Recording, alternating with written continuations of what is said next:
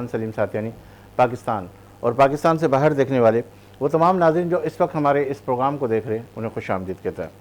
नाज़रीन, ये बोझ कर्ज का कब तक कमर झुकाएगा, ये महंगाई की आग कब तक हमें जलाएगी, हर ख्वाब है अधूरा और हर हाथ से बेजान। ये माशी तूफ़ान कब तक हमें बहाएगा और हर दौर में वादे हैं और हर दौर में नई बात। उम्मीदों को तोड़ने की ये रस्म कब तक रहेगी, जब गुफ्तार में कुछ और हो, किरदार में हो और। ये एतबार का फुकदान कब तक रहेगा जारी। ये रात तो गहरी है पर सुबह का है इंतज़ार। ये दुख है बड़ा पर कब तक ना होगा वार। जब हिम्मतें टूटेगी कब तक झुकेगा सर, कब तक ये मायूसी और कब तक ये इंतज़ार।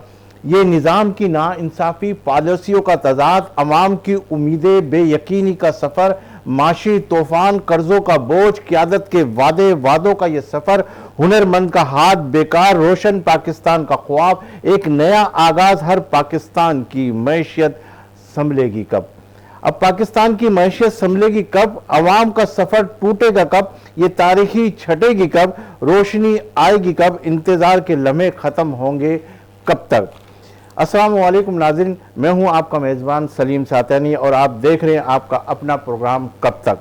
आज हमारी गुफ्तगू का महवर वो सबसे अहम मौजू है जो हम सब की ज़िंदगियों पर बराह रास्त असर अंदाज हो रहा है।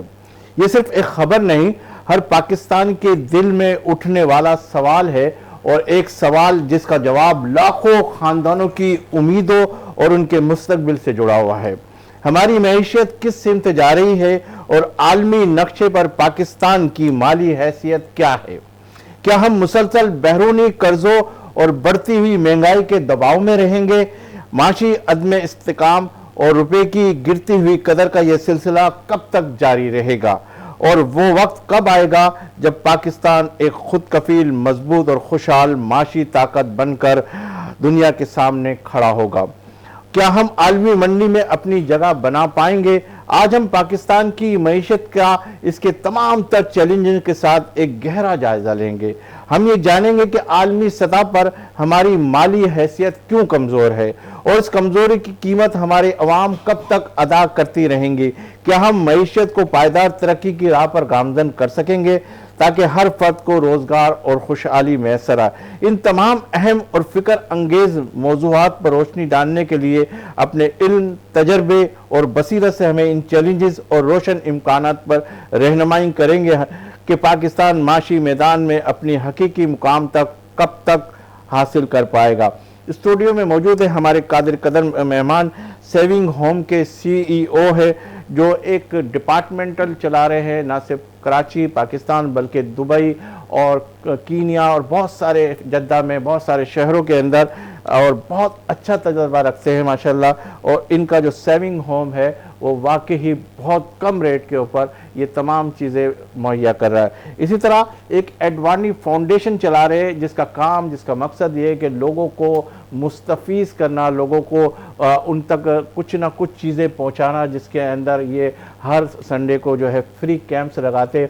और इसके अलावा देखते हैं कि महंगाई का जो इतना बड़ा हजूम बढ़ता जा रहा है उसको कैसे कवर करे। कभी चिकन, कभी कोई चीज़ लेकर अपने अवाम, इस पाकिस्तानी अवाम के लिए हमेशा कोशा रहते हैं। हमारे MLF के दुबई के चैप्टर के चेयरमैन भी है जो मेमन लीडरशिप फॉर्म कहलाता है, उसके अंदर भी बड़ा दुबई के अंदर काम करे, और वर्ल्ड मेमन बिजनेस फॉर्म के भी चेयरमैन है और बिज़नेस के हवाले से बहुत सारे आइडियाज़, बहुत सारी सिचुएशन को मद्देनज़र रखते हुए काम करें। हमारे साथ तशरीफ़ फरमा है, बहुत अच्छे इंसान है, मिलनसार इंसान है और लोगों की खिदमत का जज्बा लेकर आगे की तरफ बढ़ रहे हैं। और इनके जहन के अंदर एक खाका है कि इनफरादी तौर पर जो कुछ मैं कर सकूँ उसके अंदर मुझे ये महसूस होता है कि अगर मैं किसी और को इज्तिमाई सूरत में अपने साथ जमा करूँ तो फिर वहाँ जो है आइडियाज़ डिवाइडेड हो जाते, फिर जो काम करने का टेम्पो होता है वो बदल जाता है और फिर जो मुझे काम करना होता है उसके अंदर रुकावट आए। मैं ऐसे काम नहीं करना चाहता जो मेरे जहन में आता है और अल्लाह के इन बंदों की कैसे खिदमत की जाए। तो मैं कोशिश करता हूँ कि जितनी ईमानदारी के साथ और जितना हो सके मुझसे वो खिदमत मैं लोगों तक पहुँचाऊँ। मेरे साथ तशरीफ़ फरमा इकबाल अडवाणी साहब, जिन्हें आज के इस प्रोग्राम में खुशामदीद कहते हैं। अस्सलाम वालेकुम। वालेकुम सलाम। मेरे दूसरे मेहमान हैं जो किसी तारुफ के मोहताज नहीं, अल्लाह ने बड़ी सलाहियतों से नवाजा है और बहुत अच्छा ताजिर बरादरी की रहनुमाई करते हैं। हर उस मोड़ के ऊपर जहां ताजिर परेशान होता है सबसे आगे खड़े हुए नज़र आते हैं और हुकूमत की आंखों में आंखें डालकर अपनी ताजिर बरादरी को सपोर्ट करते हैं, अपने ताजिर बरादरी के लिए लड़ते हैं और अपने ताजिर बरादरी के हवाले से इनके जितने भी जो मसाइल हैं उनको ऐसा तरीके से जो है परफॉर्म करते हैं और अपने साथ उन टीम को लेके चलते हैं कि भाई किसी तरह भी ताजिर के मसाइल हल हो। आल सिटी ताजिर इत्तेहाद एसोसिएशन के चेयरमैन भी है, कच्ची मेमन मरकज़ी जमात के चेयरमैन है और ताजिर रहनुमा टम्बर मार्केट के सदर है। मेरे साथ तशरीफ़ फरमाए। अल्लाह ने बहुत अच्छा बोलने का मौका भी दिया इन्हें और हर जगह पे बड़े अच्छे तरीके से कहते भी और सियासत के अंदर भी इन दिनों आ चुके हैं और किसी न किसी सियासी पार्टी के साथ इलेक्शन भी लड़े। तो अब हम इनसे भी पूछेंगे कि इस वक्त जो मौजूदा हालात है, जो मौजूदा मसाइल है, उसके ऊपर क्या देख रहे हैं। तो मेरे साथ तशरीफ़ फरमाए शकील गोपलानी साहब, इन्हें आज के प्रोग्राम में खुशामदीद कहते हैं। अस्सलाम वालेकुम। वालेकुम अस्सलाम, बहुत बहुत शुक्रिया सलीम भाई। इकबाल एडवानी साहब, माशाल्लाह वो सारे नशे व फराज देखे, कई प्रोग्राम की आप जीनत बने, मुख्तलिफ निजी चैनलों के ऊपर आपको हमने देखा। आपने सियासत पर भी बात की, समाजी हवाले से भी गुफ्तगू की, बिज़नेस के हवाले से भी गुफ्तगू की। इस वक्त हम देख रहे हैं जो पाकिस्तान के माशी हालात, इस पर थोड़ी नज़रसानी कर ले कि पाकिस्तान की माशी सियासी सूरत हाल इस वक्त क्या मंजरनामा पेश कर रही है। देखिए, इकनॉमिकली आप बात कर रहे हो, सियासी हवाले से तो कुछ भी नहीं है, ज़ीरो। पाकिस्तान यानी इकनॉमिकली तो कुछ भी नहीं कर पा रहा और मुझे नहीं लगता, ना डायरेक्शन भी पाकिस्तान की सही नहीं है। आप फ्यूचर भी मुझे नहीं लगता पाकिस्तान का इकनॉमिकली क्राइसिस से पाकिस्तान निकल पाए। पाकिस्तान को, मुझे तो पाकिस्तान की पॉलिसी भी समझ में नहीं आ रही। हर वक्त तो कुछ ना कुछ ऐसे स्टेटमेंट आते हैं जिससे हलचल ही मच जाती है। एक तो मतलब मुल्क में कुछ काम हो नहीं रहा और अगर कोई करने भी जा रहा है तो ऐसे स्टेटमेंट सियासतदान दे देते हैं जिससे और भूचाल आ जाता है। इकनॉमिकली पाकिस्तान के हालात बिल्कुल दिन ब दिन हर आने वाले दिन में ख़राब होते जा रहे हैं। तो ये जो पाकिस्तान के अंदर ताजिर बरादरी है, पाकिस्तान में बिजनेसमैन है, क्या अभी यहाँ खड़ा है या यहाँ से मूव कर रहा है, क्या देख रहे हैं आप? देखिए, कुछ बाहर देखिए, अभी प्रॉब्लम एक्चुअल क्या हो गई, ग्लोबली भी हालात बहुत ख़राब हैं। अगर कोई पाकिस्तानी, हाँ भले पाकिस्तान के हालात ख़राब हैं इकनॉमिकली, नो डाउट, लेकिन बाहर भी इतने अच्छे नहीं हैं। अब आज की तारीख में किसी भी मुल्क अगर कोई बंदा मूव होता है तो मुझे नहीं लगता कि सक्सेस हो पाए, क्योंकि आपको पता है यानी वर्ल्ड वॉर 3 जैसा माहौल हो गया, 3 जैसा माहौल हो गया है। एक तरफ ट्रम्प हर जगह टैरिफ लगाते रहता है और दिन रात यानी मार्केट में भूचाल ही रहता है। मतलब ये जब तक ये सदर रहेगा तो मुझे नहीं लगता कि दुनिया में कोई सुकून आ सके। अच्छा, बोले आपसे और मज़ीद गुफ्तगू करते हैं, जैसे ये कह रहे हैं कि आप बिल्कुल पाकिस्तान और दुनिया की हालात तकरीबन 50 है और इसके दरमियान ही है बकौल आपके, तो उसके ऊपर भी गुफ्तगू करते हैं। तो फिर क्या ऐसी यानी हम हुकूमत को क्यों क्लेम कर रहे हैं, हुकूमत को क्यों वो कर रहे हैं? तो इसका मतलब ये है कि सारे हालात ही ऐसे, तो हुकूमत इसमें कहाँ कसूरवार खड़ी है? नहीं, हुकूमत इसलिए कसूरवार है कि जब दुनिया के हालात इकनॉमिकली क्राइसिस होते हैं या जंगी हालात होते हैं तो पाकिस्तान वो वाहिद मुल्क है जो उसमें ज़्यादा फ़ायदा उठाता है। पाकिस्तान हमेशा उसी दौर में अच्छे हालात रहे हैं जब दुनिया में कोई प्रॉब्लम रहा है। अफगानिस्तान वॉर समझ लें, पहली वॉर, दूसरी वॉर और इस तरह की जो भी वॉर हुई हैं, मुझे लगता है पाकिस्तान फ़ायदे में रहता है। और इस बार भी जो आपने देखा कि ट्रम्प पाकिस्तानियों को बुला रहा है और बाकी दुनिया के बड़े बड़े मुल्कों के सरबराह यहाँ आ रहे हैं, तो पाकिस्तान के लिए अपॉर्चुनिटी तो बहुत मिली है इन हालात में। मैंने तो यही देखा है कि जब दुनिया में अमन हो जाता है, सब कुछ अच्छा हो जाता है, तो पाकिस्तानी और डाउन हो जाता है। और अगर दुनिया में जंगी हालात रहते हैं, प्रॉब्लम्स रहते हैं, तो पाकिस्तान को अपॉर्चुनिटी मिलती है। तो उस हिसाब से वो अवेल नहीं कर पा रहे जो हालात बने हैं। क्योंकि देखें, अब चाइना भी पाकिस्तान में इंटरेस्ट ले रहा है, काफ़ी सपोर्ट भी कर रहा है।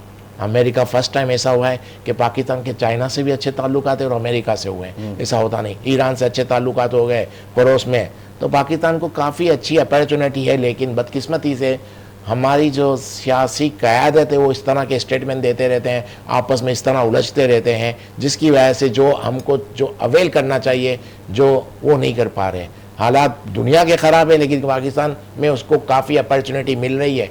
लेकिन आप देखें, हर रोज़ पाकिस्तान में कुछ ना कुछ लड़ाई झगड़े चल रहे हैं, जिसको मौका मिलता है स्टेटमेंट दे देता है। अभी के पीके के गवर्नर ने, चीफ मिनिस्टर ने एक स्टेटमेंट दे दिया कि हम ऑपरेशन करने नहीं देंगे।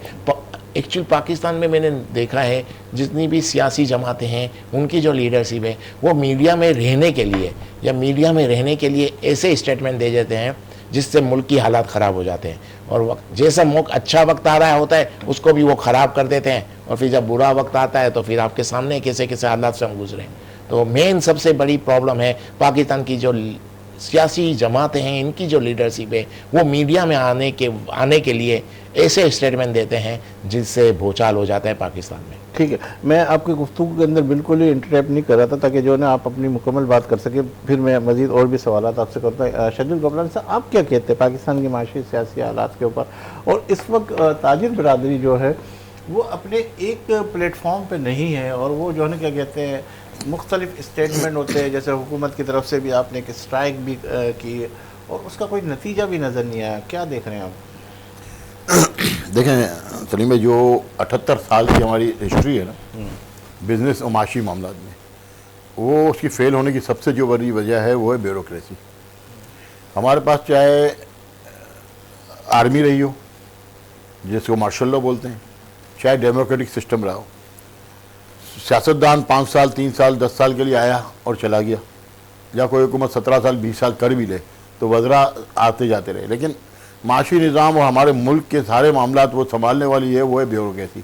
एक तो उस ब्यूरोक्रेसी का कराची से ताल्लुक़ नहीं है, और बिज़नेस जो चला रही है वो आपकी कराची की बिज़नेस जो है ताजिर बरादरी चला रही है। ये एक अलमिया ये है कि पूरे मुल्क का जो इन्हिसार है वो सिर्फ कराची के ऊपर है, और आपका सारा लोड जो है वो कराची का ताजिर और सनतकार उठा रहा है। ये आपके सामने फैक्ट और फिगर भी है कि 70% रेवेन्यू जो है अगर कराची जनरेट कर रहा है तो उसकी सबसे बड़ी वजह ये भी है।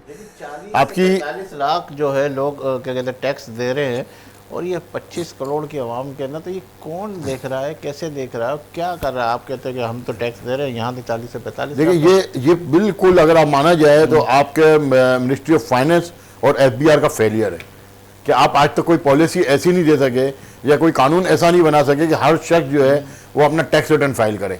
आप टैक्स रिटर्न का जो मामला है आपका 27 पेज 35 पेज का टैक्स रिटर्न होता है जो आप किसी लीगल एडवाइज़र के बगैर फाइल ही नहीं कर सकते, तो हर शख्स की पहुंच से ये निज़ाम भी दूर है। तो ये ताजिर बरादरी क्यों इस तरह की चीज़ें जो हुकूमत तक ना पहुंचा सकी? मतलब ये ताजिर बरादरी भी फेलियर में आती है कि दोनों का जो है ना क्या कहते हैं कहीं ना कहीं तो नुकसान है, ना आप दे सके ना वो दे सके। देखिए अब बात तो ये है कि नज़रिया सबका अलग अलग है, मैं कहूँगा तो बुरी लगेगी बात, मेरा अपना नज़रिया है, लोग इख्तिलाफ रख सकते हैं। इसमें सबसे बड़ी वजह यह है कि आपका कराची चैम्बर जो है वो उसमें सबसे बड़ी हर्डल है। वो कैसे? आपका माशी अब कराची है, 70% रेवेन्यू आप कराची से जनरेट करते हैं, लेकिन आप डिपेंड करते हैं एक चैम्बर के ऊपर, जबकि आपके 7 डिस्ट्रिक्ट हैं, आपके 7 चैम्बर्स होते, 7 जगह से आपकी आवाज़ें जाती तो वो मामला मुख्तलिफ था। अब चैम्बर के ऊपर जो फेडरेशन है उसकी सियासत को भी अगर आप देख लें तो वो सिर्फ पंजाब के गिर्द घूमती है, वो भी कराची को कहीं अपने हक देने को तैयार नहीं होती। तो पॉलिसी है ना, ये तो क्या कहते हैं, नहीं पॉलिसी नहीं है। मैं आज आपको एक बात बताऊं, अभी आपका कराची का सिंध का नंबर है सदर आने का, आप यकीन करें कि अभी से लॉबिंग शुरू है कि पंजाब से सदर आएगा कराची की सीट पे, पंजाब का शख्स आएगा कराची की सीट पे।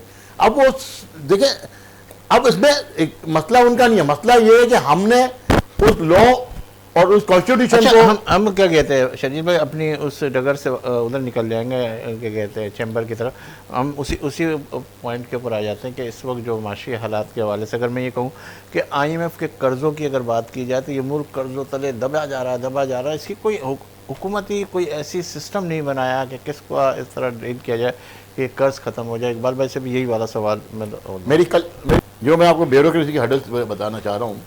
कल मेरी मुलाकात हुई है जाम कमाल साहब मिनिस्टर ऑफ कॉमर्स के साथ, मेरे पूरे डेलीगेशन के साथ। एक डिपार्टमेंट है डिपार्टमेंट ऑफ प्लांट प्रोडक्शन, जो हमारी राइस कॉटन आपके जितने भी एग्री प्रोडक्ट्स हैं उनको डील कर रहा था।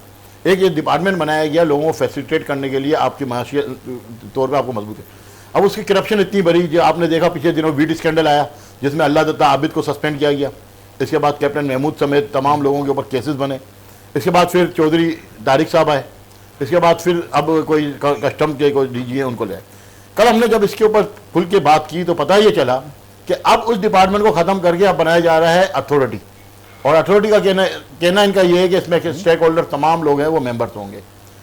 आप तजुर्बे पे तजुर्बे करते जा रहे हैं, डिपार्टमेंट पे डिपार्टमेंट बनाते जा रहे हैं, वो फैसिलिटेशन करने के बजाय वो करप्शन कर रहे हैं और आपके मुल्क की मैशियत को डुबोते जा रहे हैं। होना ये चाहिए था कि मिनिस्ट्री ऑफ कॉमर्स और फाइनेंस के अंदर आपके ताजर बिरादरी के लोग बैठते हैं, और वो भी जो कराची से ज़्यादा रिलेटेड है, क्योंकि आपकी मैशियत हमेशा मजबूत की है कराची वालों ने। अब बात वहीं आ जाती है, जो फैसिलिटेशन आपको पंजाब में मिलती है वो आपको कराची में नहीं मिलती बिजनेस करने के लिए।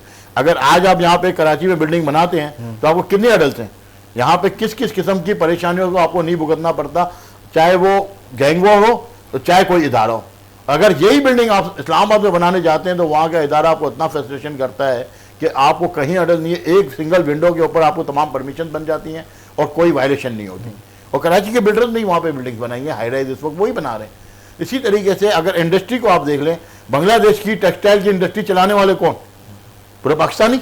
उन्होंने जाके वहाँ पे सेटअप पूरा लगाया, और आज आप जो है अपने लोगों को आप जो है फैसिलिटेट नहीं कर रहे। आपका दुबई का जितना रियल एस्टेट खड़ा हुआ है, आपके कराची वालों ने जाके वहाँ के रियल एस्टेट को सपोर्ट किया। आज भी इस वक्त 6,500 से ज़्यादा इस वक्त कंपनियां जो रजिस्टर्ड हुई हैं दुबई में वो बिलोंग टू पाकिस्तान, कराची हैं। सबसे बड़ी बात यह है कि इस वक्त जो इंडस्ट्री दुबई में लगना शुरू हुई है उसका भी बेनिफिशियरी वो आपको जो है पाकिस्तान का सनतकार नजर आ रहा है। वहाँ पे इंडस्ट्री लगाना आसान हो गया है, या इंडस्ट्री चलाना मुश्किल होता जा रहा है। यहाँ पे कोई छोटी दुकान से लेके आप जो बड़े कारोबार तक हर जगह आपको प्रॉब्लम। ये सारे हडल्स आ इसी वजह से रहे हैं कि आप ताजिर बरादरी एक प्लेटफॉर्म पे वो नहीं है, आपकी आवाज़ में कमी है, इसी वजह से तो वो सारी चीज़ें कर रहे हैं। बिल्कुल सलीम भाई, मैं इससे एग्री करूंगा। अब मसला क्या है? मसला ये कि चंद लोगों को ही गवर्नमेंट के डिपार्टमेंट तक रिसाई होती है, वो होती है आपकी फेडरेशन, चैम्बर्स और एसोसिएशन। ठीक है, अब जिन लोगों ने अपनी एसोसिएशन से रजिस्टर कराई हैं वो तो सेनेट और फाइनेंस की स्टैंडिंग कमेटी में बैठ के अपने मौके पहुंचा देते हैं और कोई ना कोई फायदा या कोई ना कोई बिजनेस के सपोर्ट ले लेते हैं।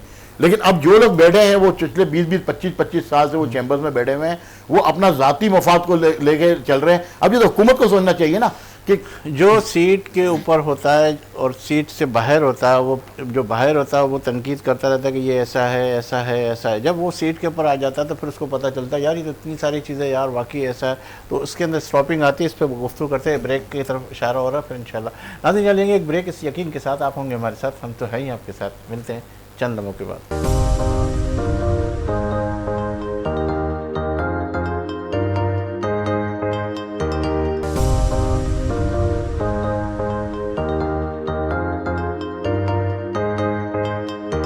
एक बार फिर कब तक के इस प्रोग्राम में खुश आमदीद कहते हैं। शरीफ साहब, आपसे गुफ्तगू हो रही थी, फिर इकबाल भाई की से भी गुफ्तगू करनी है। वो बात जो आप कह रहे थे कि देखिए, तनकीद करना, दंस करना, बिल्कुल आपकी बात सही है, वो सबसे आसान काम है डिलीवर करने के लिए। बात यह है, अब मैं आप ट्रेड से, मेरा ताल्लुक है टिम्बर ट्रेड से। हमने आज तक अपने टिम्बर ट्रेड के ऊपर 0% कस्टम ड्यूटी करवाई। उसका केस हमने कैसे लड़ा? कल आप वजीर कॉमर्स का बयान देख लें कि टिम्बर के फेवर में क्या बयान आता है। हमने अपनी रिप्रेजेंटेशन वहाँ पे दी ना। कराची चैम्बर के अंदर एसोसिएट्स को पिछले 20 साल से इलेक्शन ही नहीं लड़ने दिया जा रहा। कराची चैम्बर, तमाम चैम्बर अपने एसोसिएट्स के इलेक्शन अलग करते हैं, कॉर्पोरेट के इलेक्शन अलग करते हैं। कराची चैम्बर ने कभी एसोसिएट का इलेक्शन अलग नहीं किया। और यही केस इंशाअल्लाह अल्लाह ने चाहा इस अक्टूबर नवंबर तक हर हालत में आपको इस्लामाबाद हाईकोर्ट का फैसला आ जाएगा। सिंध हाईकोर्ट का फैसला तो उन्होंने नहीं माना था कि एसोसिएट और कॉर्पोरेट के उस पर आप इलेक्शन पे जाएं, नहीं गए। तो इसकी वजह से अब उनका कहना यह है कि भाई हम कमजोर हो जाते हैं, हम ये हो जाते हैं। ठीक है, जब तक आप देखें एयर सियाल चल रही है, कौन चला रहा है? सियालकोट चैम्बर चला रही है।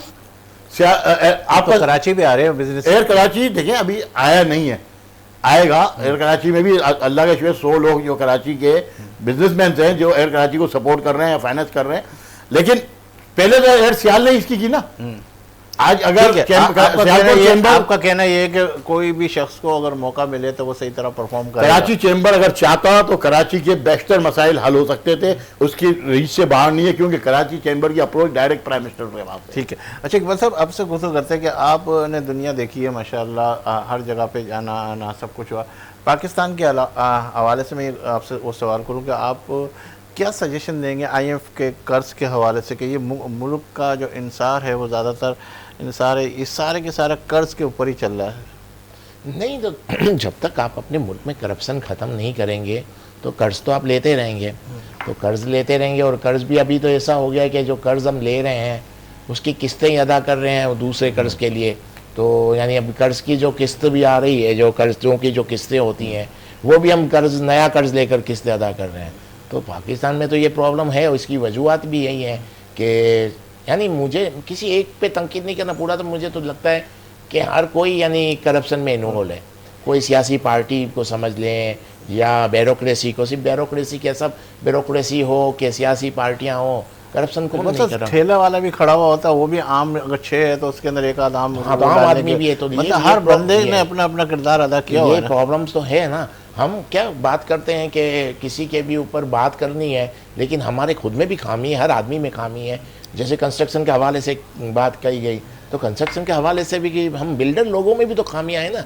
हम भी तो कुछ ना कुछ इस तरह की चीज़ें करते हैं। तो मकसद कहने का है किसी पर्टिकुलर, अभी जो चैम्बर की बात हुई, तो जो चैम्बर में अभी इलेक्शन हुए थे, तो चैम्बर में इलेक्शन हुए थे, तो एक्चुअल चैम्बर का इलेक्शन का क्या तरीक़ेकार है, जो जितनी मेरी मामूलान हो, तो सब भाईजान से तो काफ़ी कम होगी, कि 15 सीटें उनको मिलेंगी जो छोटे ताजीर हैं, मैं देसी जबान में कहता हूँ, कॉर्पोरेट, और 15 सीटें उनको मिलेंगी जो बड़े ताजीर हैं। लेकिन इलेक्शन में ऐसा नहीं हुआ, चाहे पूरी सीटें उनको मिल गई। तो बाद में हाई कोर्ट में केस गया, तो उस वक्त इन जो चैम्बर के इलेक्शन जो छोटे ताजीर की नुमाइंदा जो भी थे, जो कर रहे थे, जो काफ़ी मीडिया में भी आ रहे थे, उस वक्त इलेक्शन का बाइकआउट क्यों नहीं किया। अब हाई कोर्ट में केस गया है, हाई कोर्ट का केस का रिजल्ट उस दिन आएगा जिस दिन दूसरे इलेक्शन होने वाले होंगे। तो मकसद कहने का ये कि हर कहीं ना कहीं हर जगह खामी है, हर किसी में खामी है, किसी पर्टिकुलर हम भी तो जब मौका मिलता है, जितने भी आपने देखा होगा सियासी पार्टी लेंगे, ताजीर हो गए, हर वक्त वो एक ऐसा बयानिया मार्केट में लाते हैं जो अवामी बयानिया होता है। यानी एक सियासी पार्टी कह रही है इलेक्ट्रिक के बिल बढ़ते जा रहे हैं, धरने हो रहे हैं, एहतिजाज हो रहे हैं। इलेक्ट्रिक के बिल पे कमी नहीं हुई तो फिर उसका धरना कैसे ख़त्म हो गया। मेरी बात समझ रहे हैं। धरना हो रहा है, एहतिजाज हो रहा है, मार्केटें बंद हो रही हैं, धरने चल रहे हैं, अचानक धरना बंद हो जाता है, जुलूस बंद हो जाते हैं, तो कमी तो हो ही नहीं, और 2 दिन बाद इलेक्ट्रिक के बिल और बढ़ गए। तो मकसद कहने का ये कि हर कोई जो भी आवाज़ उठाता है, मैंने जहाँ तक देखा, वो सियासी पार्टी हो, हत्ता के ताजीर हो या कोई भी शख्स हो, जब वो आवाज़ उठाते हैं तो वो वाली आवाज़ उठाते हैं जो पब्लिक में अवामी मसाइल होते हैं। लेकिन कुछ अरसे बाद उनकी खुद की डायरेक्ट डील हो जाती है, वो अपना फ़ायदा लेकर फिर वो खामोश हो जाते हैं। वो ना चैनल में नज़र आएंगे, ना जलसे जुलूस में नज़र आएंगे, कहीं भी है। तो जब हर आदमी अपनी डील करके हट जाता है तो मसाइल कैसे हल होंगे। हर आदमी को ऑनेस्ट बनना पड़ेगा। मैं आज मसला लेकर आ रहा हूँ कि आवाम के साथ ये हो रहा है, इलेक्ट्रिक ये वो, मेरी कोई फ़ाइल 2-3 फाइल मेरी क्लियर हो गई, मैं खामोश हो गया। इसी तरह हर आदमी ये चला रहा है, तो कैसे मुल्क के प्रॉब्लम सॉल्व होंगे। तो इकबाल साहब, ये अवाम भी तो फिर बेवकूफ़ है क्या, जो इनके साथ सबके साथ अटैच हो जाती है। अवाम के पास ऑप्शन क्या है? अवाम के पास क्या ऑप्शन, आप बताएं। चले नहीं होते इनके साथ, तब भी क्या कर सकती है अवाम। तो जो भी अवाम आती है इनके साथ हो जाती है, हर होते ना उम्मीद की किरण, चले ये सच बोल रहा है। अब ऐसी ऐसी सियासी पार्टियां ऐसी बातें करती है, अवामी मसाइल के ऊपर बात करती है। लेकिन एक सियासी पार्टी आएगी, हम गवर्नमेंट छोड़ रहे हैं, अवामी मसाइल हल नहीं हो रहे, हम गवर्नमेंट छोड़ रहे हैं, मसले हल नहीं हो रहे। अचानक पता चला इनको एक मिनिस्ट्री मिल गई, खामोश हो गया। एक सियासी पार्टी ने कहा जुलूस निकाले कि इलेक्ट्रिक के बिल कम करो, नहीं तो एहतिजाज करेंगे, कुछ अरसे बाद वो खामोश हो गए, मसाइल तो हल नहीं हुए। इसी तरह हर ताजिरों का भी यही प्रॉब्लम है। ताजिर की भी एक टीम है 25-50 जानों की, वो जाके बात उठाएंगे, चैनलों पे आएंगे, बातें करेंगे, सब करेंगे अवामी मसाइल पे। जब इनकी खुद की डील हो जाएगी, खामोश हो जाएंगे। क्यों भाई ताजिर साहब, क्यों अपनी सबके साथ है। देखिए, मैं जो बात इकबाल भाई ने की ना, तो कि हमने बाइकआउट क्यों नहीं किया, मैं ये बताता चलूँ कि बाइकआउट अगर हम कर जाते तो अगले बोलते कि यार इन्होंने तो इलेक्शन लड़ना ही नहीं था, नंबर 1। नंबर 2, हमने इलेक्शन से पहले DGTO कॉमर्स के पास हम चले गए कि भाई एसोसिएट और कॉर्पोरेट की लिस्ट अलग करें, और हमको जो है एसोसिएट का इलेक्शन अलग होना चाहिए, कॉर्पोरेट का। इसके जैसे हम ये गए हैं तो आपका कराची चैम्बर चला गया, सिंध हाई कोर्ट में स्टे ले आया कि DGTO को रोका जाए। DGTO आइन के खिलाफ ऑर्डर्स कर रहा है, तो ड्यूल बेंच बैठा इस्लामाबाद कराची हाई कोर्ट का। अच्छा, हम जब सिंध हाई कोर्ट में गए कराची में, तो हमारा पटिशन नहीं ली सिंध हाई कोर्ट ने, लेकिन इनकी पटिशन ले ली। और इन्होंने इलेक्शन से 2 दिन पहले ड्यूल बेंच ने फैसला किया कि एसोसिएट और कॉर्पोरेट के तहत इलेक्शन होंगे, और ऑर्डर हम जारी कर रहे हैं। ये सुबह 11 बजे जुम्मे वाले दिन ये फैसला हुआ है, और हमें कहा गया कि 2 बजे आपको रिटर्न ऑर्डर मिलेगा। अच्छा, मुझे कंप्लीट करने दे प्लीज। 2 बजे जो है ड्यूल बेंच के जजेस सीट पे नहीं बैठे, और हमें ऑर्डर मिला अगले दिन। और अगले दिन जब कोर्ट का नाजिर इलेक्शन रुकवाने के लिए गया है, तो जुनैद माकड़ा साहब ने और आपके AQ खलील साहब मरूम, इन्होंने वो ऑर्डर रिसीव करने से मना कर दिया। फिर वो रुक गया मामला। हम इलेक्शन से इसलिए खड़े रहे कि हम चाहते थे कि लोगों को ये एतमाद ज़रूर हो जाए कि हम भागने वाले नहीं हैं। अगला इलेक्शन आएगा, जब तक हमने कानूनी तमाम पेचीदगियाँ दूर करनी थी, जिसमें हम सेक्रेटरी कॉमर्स के पास भी हाजिर हुए, डीजीटी कॉमर्स में भी गए, इस्लामाबाद हाई कोर्ट में जो ये केस लगा हुआ है, ये 1 साल से हम आपको पता है इस वक्त इस लीगल कानूनी जंग लड़ रहे हैं। कराची चैम्बर का जो बरसर इक़्तिदार ग्रुप है वो बहुत पावरफुल है। अगर आप देखें इनके जो हेड हैं वो हुकूमती बड़े बड़े ओहदों पे रहे हैं, वो छोटे ओहदों में नहीं रहे, फेडरल गवर्नमेंट के मेन ओहदों पे रहे। उनके साथ जंग करना, अपनी कानूनी जीत करना बहुत मुश्किल है और हमारा इसमें मफाद नहीं है। मैं ये बात करता चलूँ, 3 सीटें तमाम लोग गवाह हैं कि हमें देने को तैयार थे। हमें सीटों का मसला नहीं, हमें मसला है कि मुल्क का निज़ाम सही हो जाए। आज ये छोटे छोटे एहतियात बने हुए हैं ना, इसकी ज़रूरत नहीं होती अगर आपके एसोसिएट के सीटें मिल रही होती और एसोसिएट के लोग चैम्बर में नुमाइंदगी मौजूद होती। अच्छा, मसला पता क्या है कि मैं कभी भी कोई ऐसा प्रोग्राम करने की कोशिश नहीं करता कि जिसके अंदर वन मैन बात हो और एक तरफा बात हो ना। अगर यहाँ चैम्बर ऑफ कॉमर्स का जो नुमाइंदा वो भी बैठा होता तो फिर आपकी बात को सही वेरिफिकेशन भी प्रोग्राम करता रखें और सही तरीके से जो है क्लियरिफिकेशन होती है। हम एक तरफा बात सुन के जो है इस तरफ नहीं जाते। आप जो बात कह रहे हैं वो उसका जवाब वो और अच्छे तरीके से भी दे सकते हैं। इस प्रोग्राम पे भी आप पे मैं रिक्वेस्ट ही करूंगा, एक प्रोग्राम आप बिल्कुल उनके साथ रखें ताकि लोगों के पास अवेयरनेस पहुंचे कि क्या हो रहा है इस शहर में। ठीक है, उसमें बात कर। अच्छा, ये महंगाई का बोझ आदमी की कमर तोड़ रहा है इकबाल साहब, ये कैसे इसको कवर किया जाए? और आप तो ने दुनिया देखी है, तो क्या हुकूमत की पॉलिसी होनी चाहिए कि हुकूमत जो है इस महंगाई को ख़त्म कर सके, या कोई ऐसी चीज़ें जैसे मैं देख रहा हूँ कि NGOs जो है इनफरादी तौर पर भी लोगों के लिए काम कर रही है, वो इनको तरगीब भी दे रही है, लेकिन ये सारी चीज़ें हुकूमत क्यों नहीं कर पाती? हुकूमत करना चाहती है कि नहीं, सवाल ये है। जैसे आपने देखा कुछ अरसे पहले हमने चीनी एक्सपोर्ट कर दी, अब उसी चीनी को हम इंपोर्ट कर रहे हैं। तो जब इस तरह की चीज़ें की जाएंगी तो ये बगैर हुकूमत की परमिशन के तो नहीं हो सकती थी। तो आप क्या समझते, हुकूमत नहीं चाहती? हुकूमत चाहती है महंगाई, वरना आपको एक्सपोर्ट करने की ज़रूरत ही नहीं है। और बाद में आप इंपोर्ट भी कर रहे हैं, इसमें करोड़ों डॉलर लोगों ने कमा लिया। अब मुझे तो ये भी समझ में नहीं आ रहा कि हमने एक्सपोर्ट की भी थी कि गोदाम में रख दिया था, वेयर हाउसेज में, और डॉक्यूमेंट सिर्फ चेंज कर दिए। अब देखिए प्राइस कहाँ से कहाँ पहुँच गए। तो इस तरह के स्टेप जब लेंगे तो किसका बिलीफ होगा हुकूमत के ऊपर कि हुकूमत महंगाई ख़त्म करेगी? सवाल तो ये है। नहीं, तो आपकी नज़र में महंगाई ख़त्म होती हुई नज़र नहीं आ रही? नहीं हो सकती। इस तरह की चीज़ें आप करते रहेंगे तो महंगाई तो बढ़ जाएगी, कैसे ख़त्म होगी? दुनिया में चीन जो है बहुत तेज़ी से ऊपर की तरफ जा रहा है। इनकी बढ़ती हुई जो माशी ताकत है, इसको पाकिस्तान किस नज़र से देख रहा है? वो क्या इनसे कोई आइडियाज़, कोई ऐसी चीज़ें या नहीं लेता कि जो चीन के बलबूते के ऊपर जो सारे तकरीबन उसके साथ ही लेके चल रहा है, तो उसको उससे कुछ सीखा नहीं है? देखिए, चीन से क्या सीखेंगे हम? तो सीखने के लिए तो बहुत से चीज़ें हैं। आज तो हम बैठे बैठे अपने मोबाइल के ज़रिए भी कितनी चीज़ें सीख सकते हैं, दुनिया भर की चीज़ें इसके अंदर हैं। लेकिन सवाल यही है, आप सीखना चाहते हैं कि नहीं? चीन, आप देखें दुनिया में कितने मुल्क हैं जिससे पाकिस्तान डील करता है और बाद में मुकर जाता है। आप चीन की बात करते हैं, चीन ने भी अभी मुझे लगता है 3-4 प्रोजेक्ट पाकिस्तान में बंद कर दिए, बंद करने जा रहा है। कतर से हमने जो LNG गैस ली थी वो भी इतनी महंगी थी, तो उसके पीछे क्या वजूहत होती हैं कि हम पाकिस्तान जितने भी मुआहिदा करता है उसमें कहीं ना कहीं हमारी ब्यूरोक्रेसी समझ लें या हमारी सियासी लोगों के समझ लें, उनके कमीशन होते हैं जो पाकिस्तान के लिए फ़ायदेमंद नहीं होता, उनके लिए एक उनका कमीशन होता है, जिस वजह से हम लोग डील कर रहे हैं। अब देखें फरवरी में मेरे ख्याल में हमने मुआहिदा किया था कतर से गैस का, उसको 10 साल हो जाएंगे, 15 साल को मुआहिदा था, लेकिन 10 साल बाद यानी फरवरी में हम निगोशिएशन कर सकते हैं प्राइस के ऊपर। अब वो करते हैं कि नहीं, क्योंकि पाकिस्तान में सस्ती गैस हम ले नहीं पा रहे, क्योंकि प्रेशर इतना है कि वो फट जाएगी मिसाल लो पाइपलाइन, तो हम अपनी गैस नहीं ले पा रहे और उनसे महंगा सौदा क्या हुआ तो इंटरनेशनल है, उसको तो हमको पूरा करना पड़ेगा।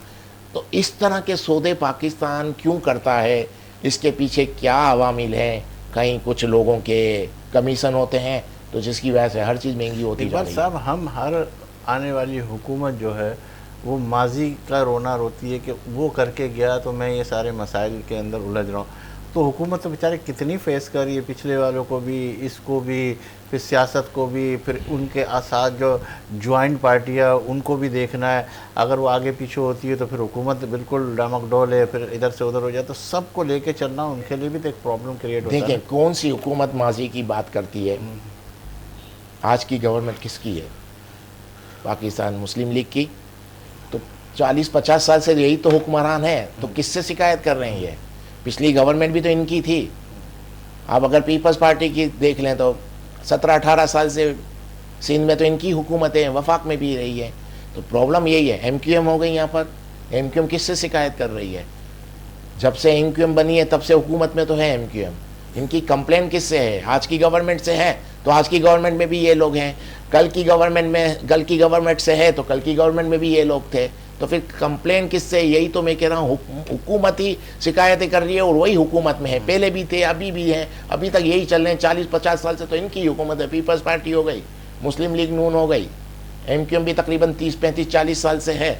तो आज भी तो यही गवर्नमेंट में लोगों के पास चॉइस भी तो नहीं है ना, कौन सी बात choice की आपने तरफ? आपके सवाल पे आप आए ना, चॉइस की बात नहीं। आप कह रहे हैं हुकूमत ये कह रही है कि पिछली गवर्नमेंट ने खराब किया, तो पिछली गवर्नमेंट भी तो इनकी है। यही तो मैं समझा रहा हूँ। कंप्लेन किससे है? शिकायत किससे कर रहे हैं? आप खुद ही तो हर वक्त गवर्नमेंट में रहे, तो कंप्लेन रॉन्ग है ना। वक्त के साथ साथ लोगों को पर मुझे लगता है यह यादाश्त सही नहीं है, भूल जाते हैं। इससे पहले भी तो यही लोग थे, हर वक्त तो यही रहे हैं। किससे कंप्लेन कर रहे हैं? अलग अलग बॉडियाँ चेंज हो रही है, तो अलग अलग अलग अलग बहुत बॉडी फर्क पड़ रहा है ना। खुद तो है ना, सरबराह तो वही है ना, लीडरशिप तो वही है, चल रही है 30-40 साल से इनकी। सब अगर आपको लगता है कि आज की गवर्नमेंट काम नहीं कर पाई, जैसे इत्तेहादी लोग हैं बोलते हैं गवर्नमेंट, वफाक की गवर्नमेंट काम नहीं करती, तो आप हट जाओ, रिजाइन दे दो। आप सीट भी नहीं छोड़ते और गवर्नमेंट से कंप्लेन नहीं करते। हुकूमत ही जाएगी ना सर। हुकूमत जाएगी तो ये इसलिए थोड़ी जा रहे हैं कि हुकूमत जाए, इनकी जाएगी हुकूमत। ये थोड़ी कि अवाम को प्रॉब्लम हो गया। अवाम तो वैसे ही प्रॉब्लम में है। अवाम तो किस दौर में प्रॉब्लम में नहीं रही। अवाम तो आप देखें, हम डेमोक्रेटिक कंट्री हम अपने आप को कहते हैं। मेरे अगर आप सर्वे करें तो सबसे ज़्यादा तारीफ अगर कोई अवाम करती है किसी गवर्नमेंट की, वो तो जनरल मुशर्रफ के दौर की करती है। तो वो तो डिक्टेटर था, तो इसका मतलब हमारे मुल्क में डिक्टेटरशिप ज़्यादा बेहतर है, क्योंकि अगर तारीफ की जाती है इनकी गवर्नमेंट की की जाती है। इससे पहले अगर किसी गवर्नमेंट की तारीफ की जाती है तो अयूब खान के दौर की तारीफ की जाती है। आज तक किसी ने भी सिविलियन यानी डेमोक्रेसी यानी हवाले से तो बात ही नहीं आ रही। कोई भी ऐसे लीडर की बात नहीं करते जो अपने आप को डेमोक्रेटिक कहता है। उसकी गवर्नमेंट की तो कभी तारीफ नहीं हो रही। तारीफ 2 गवर्नमेंट की मैंने सुनी है यहाँ, जब भी एक मुशर्रफ के दौर की और एक अयूब खान की। ठीक दोनों है, डिक्टेटर इस थे। पे बात करते हैं नाज़रीन, लेकिन एक ब्रेक। इस यकीन के साथ कि आप होंगे हमारे साथ, हम तो हैं आपके साथ। मिलते हैं चंद लोगों के।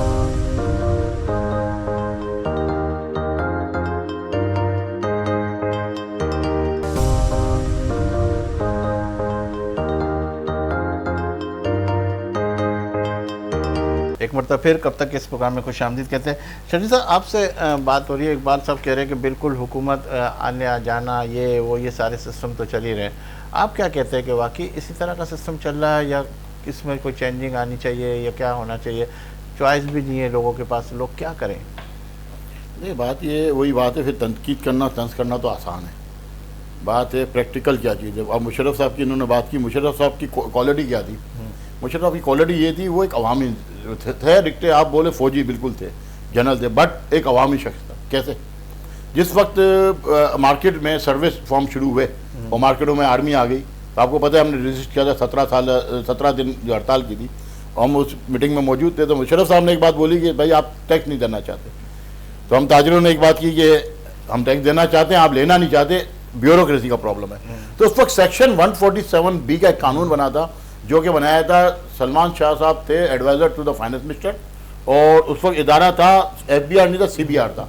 अब्दुल्ला यूसुफ साहब चेयरमैन थे, और ये आपका बना और आपका जो है टैक्स नेट भी बढ़ा और आपके बिजनेस भी बढ़ा और आपकी GDP 7.8 पे खड़ी रही। अच्छा, फिर हमें बुलाया गया कि भाई ये डॉलर जो है वो हमें बहुत प्रेशर में था। डॉलर आपका 70 क्रॉस कर चुका था, 60 से 70 क्रॉस कर चुका था। अब इसको रिवर्स करने के लिए क्या किया जाए? तो हमने फिर एक तजवीज़ दी थी कि 20% आप रिबेट का एक फार्मूला ले आए, जो है सेल टैक्स चल, जिसके लिए आज आपको बात की जा रही है कि फ्लैग इन्वाइसिंग चल रही है या ये चल रही है। वो 20% रिबेट के ऊपर आपका डॉलर रिवर्स हुआ 68 से 60 रुपीज़ पे, और 11-16 मुशर्रफ के दौर में आपने 60 रुपये का डॉलर देखा। आखिर में इनको प्रॉब्लम आई, जो आपका फ्यूल के प्राइसेस पूरी दुनिया में बढ़े, तो उसकी वजह से। ये बातें तो अपनी जगह हैं, देखें, लेकिन अब मसला ये है कि आप इस चीज़ों को किस तरह लेके चलना चाह रहे हैं। इसकी सबसे बड़ी मिसाल है सिंगापुर और दुबई।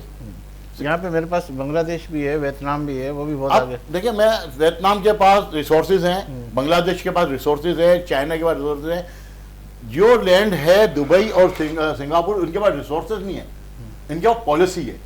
दुबई के पास अपना पानी भी नहीं है, दुबई के पास पेट्रोल नहीं है। दुबई में पेट्रोल दुनिया से लिया जाता है और बेचा जाता है, ठीक है। वहाँ पे दुबई में और हर जगह पे वहाँ पे आपका ब्रांड बिजनेस फ्रेंडली माहौल है, ओपन ट्रेड पॉलिसी है, ठीक है, आपको 2% मुदारबा पे दुबई में लोन मिल जाती है, आपको कोई भी काम करना है सिंगल विंडो पे आपको काम हो जाता है, आपका हडस नहीं। यही सिंगापुर, सुबह 9 बजे से लेकर रात 9 बजे तक बैंक काम कर रहा होता है, पूरी दुनिया से आप माल खरीदें और सिंगापुर से आप रीएक्सपोर्ट करते हैं, वहाँ पे आपको कोई भी सेंक्शन नहीं आते।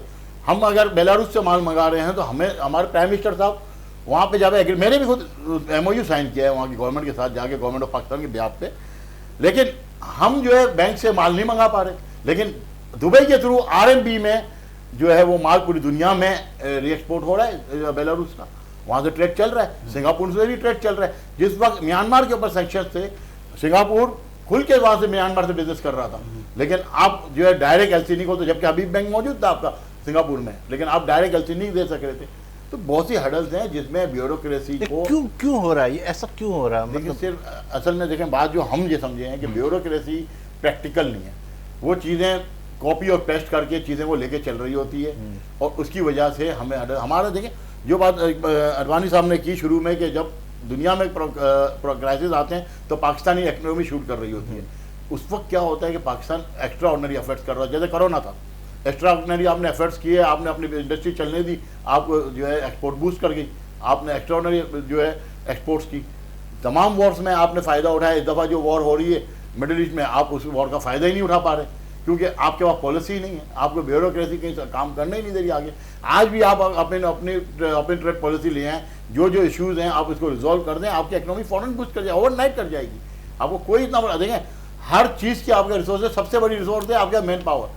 जो आपका ह्यूमन पावर इतना है कि आप उसको यूटिलाइज कर सकते हैं, इसको स्किल जो ट्रेनिंग देके आप काम शुरू कर सकते हैं। जिस तरह इंडिया ने तमाम सेक्टर्स में, अब आप महाराष्ट्र जो है वो स्टील और लोहे के ऊपर काम कर रहा है, यूपी जो है वो एग्रीकल्चर के ऊपर काम कर रहा है, अगर आप इस तरफ चले जाएं बेंगलोर में तो वो IT के ऊपर काम कर रहा है। आज आप IT में एक्सपोर्ट नहीं कर पा रहे, आपका IT का बच्चा यहाँ से निकल के टर्की जा रहा है, वहाँ अपनी कंपनी रजिस्टर्ड करा रहा है, वहाँ से काम कर रहा है। आप यहाँ पे जो है सर्विस प्रोवाइडर्स के ऊपर सेल टैक्स लगाते जा रहे हैं, आप इसका जो है कोई भी बेनिफिट नहीं मिल रहा। ये तो वो लोग हैं जो गवर्नमेंट से कुछ भी नहीं ले रहे, इनको गवर्नमेंट को फैसिलिटेट करना चाहिए, गवर्नमेंट को फैसिलिटेट नहीं कर, इनसे उल्टा पैसा मांग रही है, तो वो बाहर जाके ही अपना काम करेगा ना। इस वक्त आपका बाहर का प्रेशर क्यों बढ़ा हुआ जाने का? वो सिर्फ और सिर्फ ये कि लोगों का ट्रस्ट जो है गवर्नमेंट के ऊपर खत्म होता जा रहा है। इस ट्रस्ट को रोकना बहुत ज़रूरी है। अगर ये ट्रस्ट नहीं रहा तो आगे बहुत ज़्यादा परेशानी आएगी। आपका ब्रेन तो ड्रेन हो चुका है, अब आपका जो है फंड और फाइनेंस आपका जो है ना वो सारा सेक्टर पूरा ड्रेन हो रहा है। इसमें मार्केट में पैसा किसी पॉलिसी से नहीं आ रहा। आप जरूर देख रहे हैं कि आपकी स्टॉक एक्सचेंज ऊपर जा रही है, लेकिन उस स्टॉक एक्सचेंज से आम आदमी को कोई फायदा नहीं हो रहा। आप अगर देखें, अभी पंजाब ने एक कल MOU साइन किया है, वहाँ की गवर्नमेंट ने एग्रीकल्चर के साथ एक मॉल बना रहे हैं एग्रीकल्चर का। इस तरीके की प्रोजेक्ट्स यहाँ क्यों नहीं आ रहे? वहाँ पे इलेक्ट्रिक बसेस चलना शुरू हो गई, यहाँ पे आप चिंची से बाहर नहीं निकल पा रहे, वहाँ पे दुकानों के बाहर से पतारे खत्म हो गए, दुकानें जो है अपनी हुदूद के अंदर आ गई। ये चीज़ काम कराची में क्यों नहीं हो सकता? आपकी हमारी जो है फुटपाथों पर कब्जे हो रहे हैं, आप दबा के चिंची का जो है आप बढ़ाते जा रहे हैं, रोड आपके खत्म होते जा रहे हैं, सेवरेज चिंची के ऊपर भी पाबंदियां लगानी शुरू हो गई। देखिए बात चिंची पाबंदी करने की नहीं है, लेकिन बात यह है कि उसको आप ऑल्टरनेट क्या देने रोजगार। ठीक है, सिस्टम के ऊपर फुकदान है। इकबाल साहब आप क्या कहते हैं? दुबई भी देखा आपने, सब कुछ देखा, ये जो शर्जील साहब कह रहे हैं कि जिस तरह की पॉलिसियाँ दूसरे ममालिक में हो रही है, अगर यहाँ हो जाए तो बहुत अच्छा हो जाए। देखिए पॉलिसी पाकिस्तान के पास है, ऐसी बात नहीं है, बहुत अच्छी पॉलिसी है। पाकिस्तान का जो सबसे बड़ा प्रॉब्लम है इम्प्लीमेंट नहीं। पॉलिसी बनाने वाले भी बहुत काबिल लोग हैं, ऐसी बात नहीं है, पॉलिसी तो आप बना सकते हैं कहीं से भी, पॉलिसी को इम्प्लीमेंट करना ज़रूरी है। बाकी मुल्कों की आप जहाँ भी, आप दुबई हो या सिंगापुर, जहाँ की भी आप एग्जांपल देंगे, वहाँ पॉलिसी को इम्प्लीमेंट किया जाता है, यहाँ पॉलिसी को इम्प्लीमेंट नहीं किया जाता। मतलब पॉलिसियाँ बनती है लेकिन जो है इस पे पॉलिसियाँ तो हैं, पॉलिसियाँ बन जाती है, पॉलिसी को इतनी मुश्किल काम नहीं है, पॉलिसी बहुत अच्छी है। अच्छा एक बात इकबाल, 78 ईयर से शुगर की पॉलिसी आपके सामने, यही शुगर शॉर्ट होती है, यही एक्सपोर्ट होती है, यही इंपोर्ट हो रही है। वो इकबाल भाई भी यही कह रहे थे। पॉलिसी देखें, अपने मफाद की पॉलिसी हमारे पास पॉलिसी तो बन जाती है, इसको इम्प्लीमेंट नहीं किया जाता। कानून भी है, इम्प्लीमेंट नहीं है, हर किस्म की है चीज़ें। कानून में अगर इम्प्लीमेंट नहीं होगा कोई भी, यानी मिसाल कोई बंदा पकड़ा भी जाता है, उसकी फुटेज भी आ जाती है, उसकी वीडियो भी आ जाती है, वो उसके ऊपर केस इतना कमज़ोर बनाया जाता है, वो छूट जाता है। तो मकसद कहने का कानून भी है, कानून पे अमल नहीं हो रहा, पॉलिसी है, पॉलिसी पे इम्प्लीमेंट नहीं हो रहा। जब आप ये चीज़ें नहीं करोगे तो मकसद ही नहीं है, कुछ भी नहीं हो सकता। बाकी रहा ट्रस्ट डेफिसिट और बढ़ता जाता है और बढ़ेगा। एक आम आदमी को गवर्नमेंट से कोई उम्मीद नहीं है, सबसे बड़ी प्रॉब्लम यही है। अब ट्रस्ट डेफिसिट इतना हो गया है कि हम लोग कुछ कर ही नहीं सकते, हर आदमी को शिकायत रहेगी और कोई भी, हर कोई यही सोच रहा है जो भी करना है मुझे करना है, इलीगली हो लीगली हो, मुझे अपना घर चलाने के लिए हर हद क्रॉस कर देनी है, किसी को मारना पड़े, किसी को लूटना पड़े, मैं लूटूंगा, मैं अपना घर एक बार चलाऊंगा। में ये सोच बन गई इस है। मायूसी के दंगल से निकलेंगे कब हम, कैसे करेंगे, क्या करेंगे? देखिए, निकलने का तरीका यही है, जो आपकी पॉलिसी है आप उसको इम्प्लीमेंट कर दें, बस आपके प्रॉब्लम सॉल्व हो जाएंगे, बाकी कोई हल ये नहीं करेगा है। कौन? ये हम हुकूमत करेगी, जिसके जो इदारा है, जिसको वो पॉलिसी इम्प्लीमेंट, जिसकी जिम्मेदारी है वो इम्प्लीमेंट करे तो हल होगा मसला। इम्प्लीमेंट नहीं करेंगे तो मसला ही हल नहीं होगा। आप एक आम आदमी भी अगर कोई रूल्स बनाता है अपने घर में या अपना पर्सनल लाइफ में, अगर उस रूल को भी वो फॉलो खुद नहीं करेगा तो उसके घर के हालात भी ख़राब हो जाएंगे। तो जब तक इम्प्लीमेंट नहीं होगा, पाकिस्तान का जो सबसे बड़ा प्रॉब्लम है वो यही है कि हम इम्प्लीमेंट नहीं करते किसी भी चीज़ को, कोई किसी की सुनने के लिए तैयार नहीं है, कोई यानी कायदा कानून नहीं है, किसी को सज़ा नहीं होती, और जब तक जो क्राइम करेगा किसी भी किस्म का उसको सज़ा नहीं मिलेगी तो उसका तो रिज़ल्ट यही होगा। तो हमारे पास दो चीज़ें तो कम से कम करनी चाहिए, जिसका भी कसूर हो, जिसको भी छोटी हो बड़ी हो, जैसी भी उसकी गलती हो, क्राइम हो, उसको उसकी सज़ा मिलनी चाहिए और हर पॉलिसी पे इम्प्लीमेंट होना चाहिए, अदरवाइज़ तो कुछ भी नहीं हो सकता। जी शरद साहब, आप क्या कहेंगे आखिर के अंदर इस हवाले से? जी भाई, इस हवाले से क्या कहेंगे, क्या मैसेज देंगे, क्या क्या इसका हल, क्या इसके देखें, कैसे सबको ये मायूसी अपने ऊपर तारी करते जाएं कि कुछ नहीं होगा, कुछ नहीं होगा, मुल्क छोड़ के चले जाएं सब, ये क्या है? जब तक हम बर्दाश्त करेंगे यही होता रहेगा। देखिए, हमारे ना आवाम को इसका शऊर है, ना लेना चाहती है। हर शख्स अपने आप अंदर एक बड़ा अफलातून और बहुत बड़ा फ़िलासफ़र है। असल बात है, हमारे पास सबसे बड़ी जो कमी है ना, वो निज़ाम को चलने देने की है। ऐसा नहीं है कि सियासतदान सही नहीं आए, सियासतदान अगर सही आए भी हैं तो उनको काम नहीं करने दिया गया। ये तो आपको भी पता है और हमें भी पता है। एक सियासतदान एक टाइम पे चोर होता है, करप्ट होता है, उसके बाद वही रूलिंग में आ जाता है और निज़ाम ही लेकर आता है इसको। तो बहुत सी चीज़ें हैं, इसके अब डिस्कस करना मेरे ख्याल में तो टाइम ज़ाया करने के बराबर है। अल्लाह ताला ने चाहा कभी ना कभी तो कोई एक रहनुमा आ जाएगा जो इस कौम को सही सिमत में ले जाएगा। उम्मीद तो यही कर सकते हैं, बाकी वरना सबके लिए रास्ते खुले हैं। बहुत से लोग बाहर चले गए, बहुत से लोग बाहर चले जाएंगे। ठीक है, इकबाल साहब बहुत शुक्रिया आपका, शरीर गोपलानी साहब आपको बहुत शुक्रिया। नाज़रीन, आपने हमारे इस प्रोग्राम को देखा और गुफ्तगू ये हुई, कुछ मायूसी की बातें भी सामने ये मंजरनामा दिखा रही थी कि अब होगा क्या, करेंगे कैसे, सिस्टम बनेगा कैसे, सिस्टम बनाएगा कौन और सिस्टम पर अमल कराएगा कौन। ये सारी बातें ऐसी, और अवाम जो है वो भी नहीं चाहती कि मसले का सही हल हो, क्योंकि आवाम के पास वक्त ही नहीं है। वो अपने कामों में, अपनी उलझनों में, अपनी मुसीबतों में, अपने सारे उस सिस्टम के अंदर इतनी उलझी हुई है कि वो किसी तरीके से भी इसका हल नहीं चाहती। ये आवाम जो है अपने हिस्से का काम कब करेगी, और ये सिस्टम जो बनाया गया है उस सिस्टम पर अमल कौन करेगा। हम एक दूसरे की बातें एक दूसरे पे डालते रहेंगे और तनकीद बराए तनकीद की तरफ बढ़ते रहेंगे, और अपने हिस्से के काम के बजाय हम सामने वाले से ये उम्मीद लगा के बैठे होंगे कि अगर ये करेगा तो ये काम होगा। बल्कि हमें भी चाहिए कि हम भी अपने अपने हिस्से का काम करें और जितना हो सके अपने बलबूते के ऊपर वो तमाम काम करें जो अल्लाह ताला के जो बंदे हैं उनकी सही तरीके से खिदमत कर सके, उनके साथ नेक नियति के साथ पेश आएँ। और हुकूमत भी एक दिन इंशाअल्लाह ताला ऐसा आएगा कि वो अपनी ज़िम्मेदारियों को पूरा करेगी। जिस तरह शर्जील साहब ने, इकबाल साहब ने भी जिस तरह की गुफ्तगू की और कहा कि ये जो ब्यूरोक्रेसी है, ये जो सियासी लोग हैं, ये जो अवामी लोग कहलाते हैं, ये थोड़ा सा हर्डल्स भी होती है, इनको प्रॉब्लम्स भी होती है, लेकिन वो जो है तमाम सिचुएशन को देख रहे होते हैं और उसके हिसाब से अपने सारे सिस्टम बनाते हैं। और जो सिस्टम बनाने के अंदर कभी एक सिस्टम बनता है, फिर उसके बाद उसके ऊपर दूसरा आ जाता है, तीसरा आ जाता है, फिर वो उसी के अंदर ही उलझते चले जाते हैं। तो ये किसी के तबादले, किसी का आना, किसी का जाना और एक जगह ना रुकना, ये सारे सिस्टमों को डिस्टर्ब करता है। और सही ईमानदारी के साथ अगर हुकूमती इदारे, हुकूमती लोग और अवाम और ताजिर बरादरी हर शख्स अपने अपने हिस्से का काम करे तो पाकिस्तान तरक्की की राह पर शामिल हो जाएगा, तरक्की की शाहराह पर अच्छे से अच्छा सफ़र करेगा। और आने वाला वक्त जो है पाकिस्तान को एक बेहतरीन पाकिस्तान, एक खुशहाल पाकिस्तान, एक रोशन पाकिस्तान नज़र आएगा। और हम मायूसी के इस जो हालात है उससे निकल कर इंशाअल्लाह एक खुशहाली के हालात की तरफ बढ़ेंगे। दीजिए मुझे इजाज़त, इंशाअल्लाह ज़िंदगी रही अल्लाह लाए तो फिर आपसे मुलाकात का शर्फ हासिल करेंगे। और जब भी आपका हाथ दुआ के लिए उठे तो इस खाकसार को और वतन अज़ीज़ को अपनी दुआ में ज़रूर शामिल कीजिएगा। अल्लाह हाफ़िज़।